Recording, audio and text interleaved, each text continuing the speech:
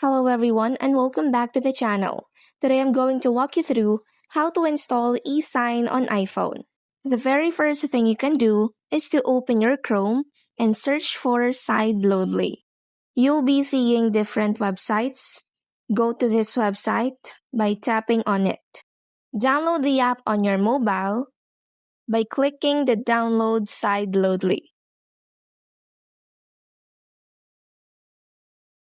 Fourth, plug your iPhone into your computer using a USB cable. Fifth, make a file on your phone for eSerts. Drag and drop the eSign IPA file into the application window and run the side loading process. Once the app is installed, you will see the eSign icon on your home screen, then tap on Trust the eSign or whatever the app it is. Inside the eSign app, navigate to the Certificate Management section and import these files.